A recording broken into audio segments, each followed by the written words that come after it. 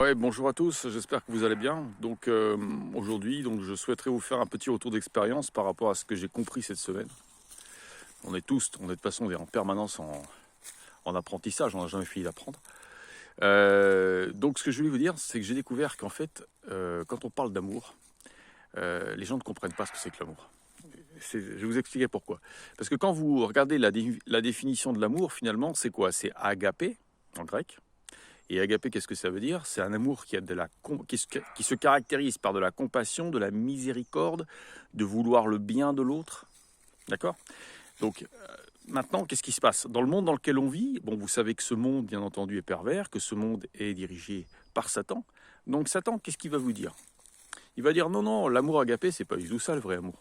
Le vrai amour, c'est l'amour entre un homme et une femme. D'accord? Là, on va commencer par ça. Alors, l'amour entre un homme et une femme. Quand on voit un homme et une femme qui sont ensemble, on se dit ils s'aiment. Mais c'est pas forcément pour ça qu'ils sont ensemble. Ils peuvent très bien être ensemble pour d'autres raisons. Et c'est en ce sens qu'il est important de connaître la linguistique, parce que quand vous connaissez la linguistique, vous connaissez aussi les mots pour désigner les concepts. Et à travers ça, ça vous permet de ne pas tomber dans le piège de l'enfumage et dans le piège, à la suite de ça, de tomber dans la manipulation. Je vais vous expliquer pourquoi. Parce qu'entre un homme et une femme, vous pouvez avoir de l'attraction. Vous pouvez avoir de l'attraction sexuelle.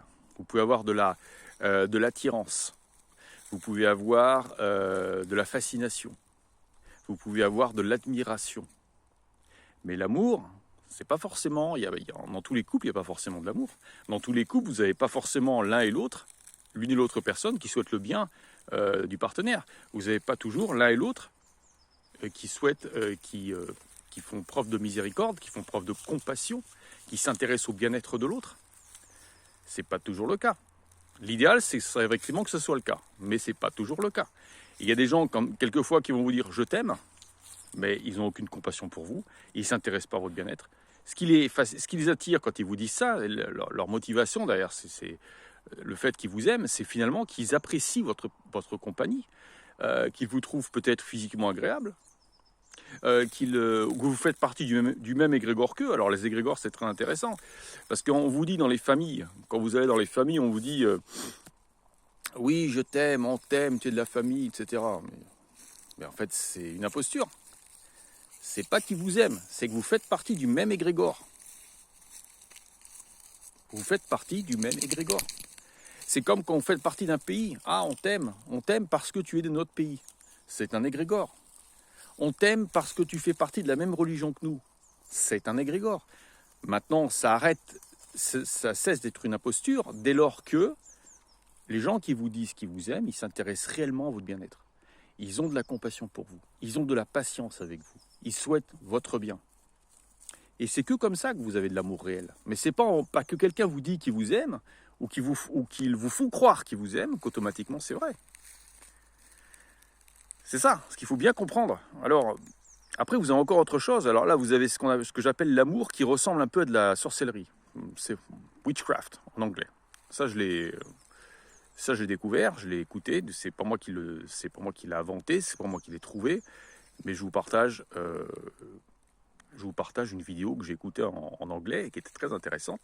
Il y a beaucoup de gens qui utilisent le witchcraft, c'est-à-dire qu'ils utilisent l'amour pour essayer d'atteindre vos émotions, pour essayer de vous ramollir, pour essayer de faire baisser votre méfiance, de vous faire croire qu'effectivement ils ressentent de l'amour, parce que vous savez qu'on est tous sensibles à l'amour.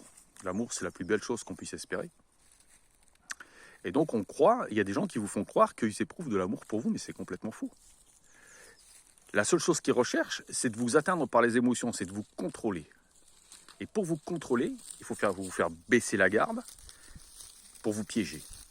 C'est un piège. Alors, il y a encore une autre catégorie de personnes qui vont utiliser l'amour, entre guillemets, le concept de l'amour, pour vous piéger. C'est dans le commerce. Alors, moi, une fois, j'ai lu un petit livre très intéressant qui s'appelait « Le meilleur vendeur du monde » de Ogmandino. Et alors, dans ce petit livre, donc c'est une présentation des 10 secrets pour être le meilleur vendeur du monde. Et parmi ces 10 secrets, vous avez l'amour. C'est de dire, l'auteur disait, pour gagner la confiance de votre client, dites-lui à son être intérieur que vous l'aimez. C'est-à-dire, faites-lui ressentir que vous l'aimez. C'est terrible ça. Faites-lui ressentir que vous l'aimez. Parce que la personne en face, comme elle est sensible à l'amour, comme on est tous sensibles à l'amour, elle va croire qu'elle peut vous faire confiance. Mais dès que vous aurez conclu votre affaire, vous ne penserez plus à lui, vous ne penserez plus à son bien-être. Vous vous inquiéterez pas de savoir s'il va bien, s'il est heureux, ça finalement ça ne vous intéresse pas, mais vous l'aurez fait croire.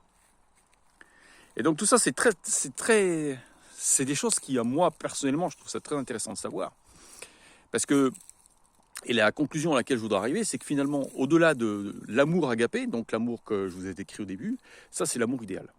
Et c'est le seul concept d'amour. Si on parle d'amour, c'est de ça dont il s'agit. Après, tout le reste, ça peut être attraction, sympathie, fascination, admiration, attachement, groupe de référence, etc. Mais il ne faut pas confondre les choses. Et surtout, ce qui est le plus important, ce n'est pas tellement si les gens vont vous dire qu'ils vous aiment ou qu'ils ne vous aiment pas. Le plus important, ça va être de savoir s'ils vous respectent. Parce que le respect a plus d'importance que l'amour. Parce que l'amour, ça peut être très souvent une façon d'enfumer les autres. De vous enfumer, vous. Moi, je veux dire, il m'est arrivé d'arriver dans des... Ça, c'est quand j'étais au lycée. J'étais dans une école où il y avait beaucoup de toxicité, que c'était c'était une école où il fallait suivre une certaine conduite, et moi, ça me déplaisait. Donc, je voulais pas. J'aimais bien... non, je voulais pas. J'acceptais pas, quoi. J'acceptais pas. Et c'est tout. Ils me disaient, oui, mais on t'aime. Comment ça se fait que tu viens pas avec nous? Je dis, non, ça m'intéresse pas, votre histoire, là. Moi, c'est pas que je vous aime pas, les amis, là. C'est pas que je vous aime pas, c'est que je veux pas faire partie de cette identité-là. Mais eux disaient, non, on t'aime comme ça. C'est l'histoire du panier de crabe. Vous savez, le panier de crabe, quand vous mettez des crabes, enfin moi je le fais jamais parce que j'ai horreur de ça. Mais les gens qui mangent des crabes, ils mettent des crabes dans une casserole. Et quand l'eau commence à bouillir, le crabe qui veut sortir, qu'est-ce qui se passe? Les autres le rattrapent, ils disent, non, tu reviens avec nous, tu vas cuire avec nous, tu vas pas t'échapper comme ça. Et c'est comme ça. On va dire, non, on t'aime, viens avec nous.